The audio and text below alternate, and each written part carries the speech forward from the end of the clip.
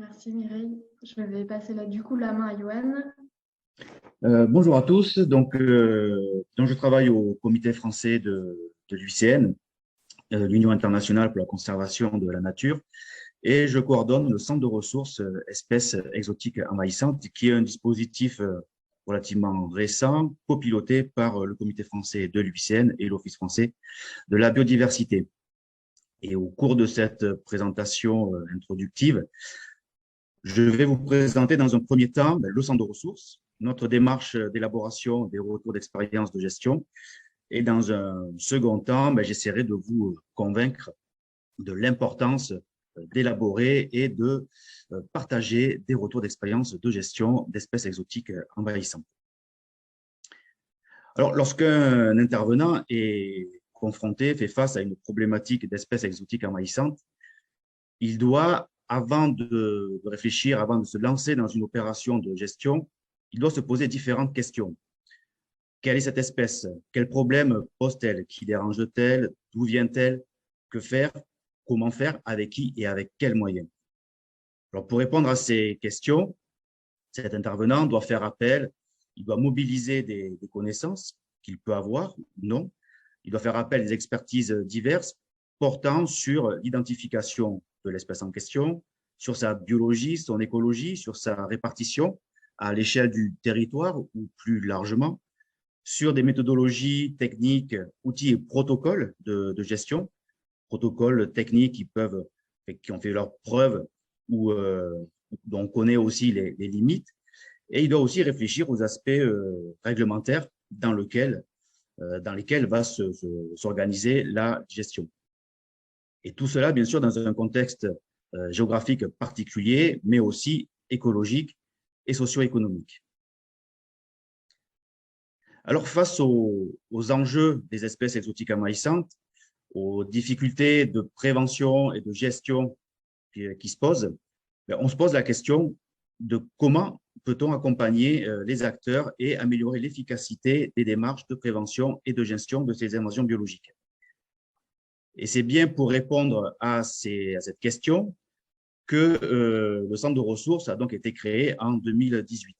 Je l'ai déjà évoqué, donc c'est un dispositif récent, coporté par l'Office français de la biodiversité et le comité français de l'UICN, mais qui s'inscrit et s'appuie sur la dynamique lancée et portée pendant près de 10 ans par le groupe de travail Invasion biologique en milieu aquatique, le GT-IBMA. Et la création de ce centre de ressources est aussi définie comme une action prioritaire de la stratégie nationale relative aux espèces exotiques envahissantes. Alors, ce centre de ressources fait partie de la famille des centres de ressources développés par l'Office français de la biodiversité. Alors, vous en connaissez certainement quelques-uns, comme le centre de ressources Trame verte et bleue, ou le centre de ressources Natura 2000, ou encore le centre de ressources Génie écologique. Et ces centres de ressources de l'OFB sont organisés et animés autour de 3 piliers principaux, qui sont l'appui technique, le conseil et la formation, la production, la mise à disposition de ressources techniques et scientifiques, et l'animation nationale de réseaux d'acteurs en lien avec la thématique portée par le centre de ressources. Alors, concernant plus particulièrement le centre de ressources espèces exotiques envahissantes, ce dernier poursuit 3 objectifs essentiels qui sont l'accompagnement de la montée en compétences des acteurs, la production, la capitalisation et la diffusion des connaissances et des savoir-faire, et le développement d'un apprentissage collectif autour de la connaissance de la maîtrise des espèces exotiques envahissantes. Alors, pour orienter et accompagner la mise en œuvre de ces actions, le centre de ressources s'appuie particulièrement sur son réseau d'expertise scientifique et technique, qu'on appelle le REST, qui réunit un peu plus d'une centaine d'experts et de personnes ressources. Et grâce à son équipe de mise en œuvre, ce centre de ressources conduit une diversité d'actions allant de l'animation de réseau, de l'organisation d'événements et de formations, de la production de synthèse et de guides pratiques. Et un des axes importants de notre travail au sein du centre de ressources est justement l'élaboration de retours d'expérience de gestion.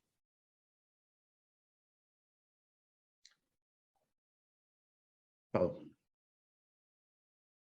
Alors, les retours d'expérience de gestion élaborés dans le cadre du centre de ressources sont des documents co-rédigés avec les opérateurs de terrain. Ils portent sur des actions, sur des opérations qui ont été jugées réussies par les responsables de ces différents chantiers, des opérations qui sont menées soit en métropole comme en outre-mer. Et une fois le retour d'expérience de gestion validé et maquetté, ces documents sont ensuite valorisés et mis à disposition sur le site Internet du centre de ressources. Et un point aussi important, c'est qu'ils sont traduits en anglais pour permettre une valorisation internationale de ces documents. Alors, les REX les retours d'expérience de gestion que nous produisons suivent une trame commune qui essaie d'offrir la synthèse la plus complète possible de l'opération de gestion en question. Alors, plusieurs points sont abordés, comme la présentation du site d'intervention, les nuisances et enjeux liés à l'espèce exotique envahissante présente sur le site.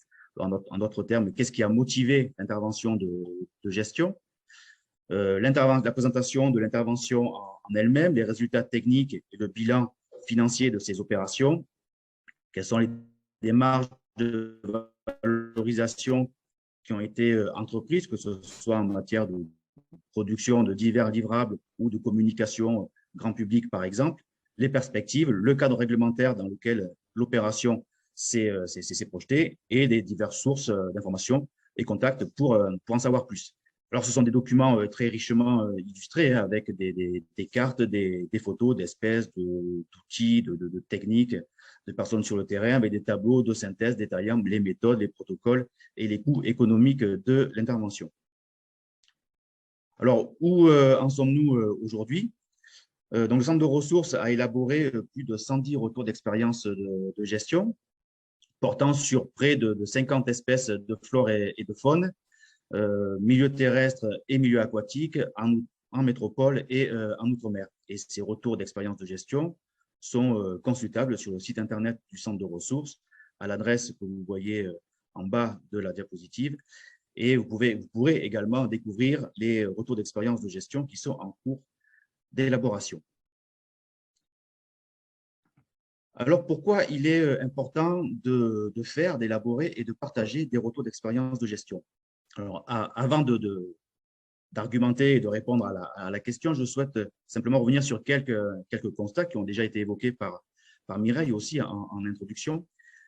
Le premier constat est que ces opérations de gestion sont le fait d'intervenants multiples. Ce peut être des gestionnaires d'espaces naturels, mais aussi des bureaux d'études, des collectivités territoriales, des entreprises, des associations, les services de l'État ou des établissements publics. Un autre point essentiel est que ces opérations revêtent toujours un caractère assez expérimental. Et dans ce contexte d'expérimentation, l'intervenant a besoin de développer sa propre méthodologie adaptée à une problématique locale pour apporter des solutions locales de gestion. Un dernier point de constat, c'est que ces connaissances pratiques sont bien sûr nombreuses, mais aussi difficiles à collecter de manière systématique et restent bien souvent inexploitées tant qu'elles ne sont pas partagées. Alors, pourquoi il est important d'élaborer et de partager des retours d'expérience de gestion? En d'autres termes aussi, quels sont les bénéfices de ces retours d'expérience de gestion pour plus largement la communauté des gestionnaires, des intervenants et des personnes impliquées sur ces sujets? Alors, élaborer et partager un REX, c'est avant tout contribuer à faire émerger et valoriser une expertise qui est détenue par des opérateurs très divers. C'est permettre à cette expertise qui est géographiquement fragmentée et facilement négligée aussi, d'être mieux valorisée et reconnue. Élaborer un REX et le rendre disponible, c'est proposer une source d'information opérationnelle efficace pour les gestionnaires, pour l'ensemble des intervenants, avec à la fois des données précises et diffusables sur ces interventions de gestion. Et enfin, c'est aussi contribuer à une meilleure intégration des connaissances de terrain dans les réflexions scientifiques. Un retour d'expérience de gestion ou la compilation de retours d'expérience de gestion peut alimenter des réflexions, des travaux de recherche dans un objectif plus large de recherche-action. Un autre point important sur les bénéfices apportés par l'élaboration et la diffusion, le partage de ces retours d'expérience de gestion, c'est qu'ils permettent l'amélioration de la collecte d'informations et de données sur la gestion. Réaliser, produire un REX, c'est pouvoir aussi identifier les données et les informations indispensables de son opération pour pouvoir l'évaluer, mais aussi pour faciliter sa justification auprès des partenaires financiers, voire aussi pour réorienter les objectifs et adapter des techniques de gestion, là, dans un objectif de gestion adaptative. Et un point qui me semble également essentiel, faire un REX, c'est surtout aussi sauvegarder l'historique des interventions, conserver précieusement cette mémoire des interventions, mener dans une continuité des actions mises en œuvre afin de réduire les pertes de compétences qui peuvent être liées au turnover qu'on peut rencontrer dans les équipes. Un autre point important sur les bénéfices apportés par ces retours d'expérience de gestion, c'est qu'ils permettent d'améliorer nos pratiques de gestion. Ils permettent de mieux identifier les lacunes ou les améliorations possibles dans nos pratiques de gestion, les connaissances techniques et scientifiques nécessaires à leur réalisation.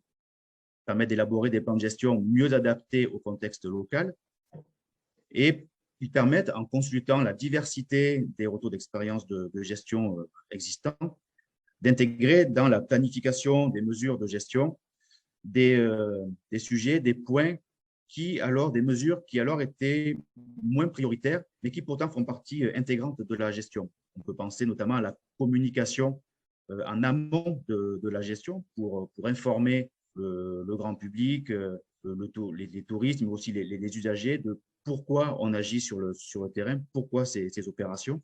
Un autre point important à intégrer aussi, c'est bien sûr la gestion des déchets, notamment des déchets verts, issus de ces opérations de gestion.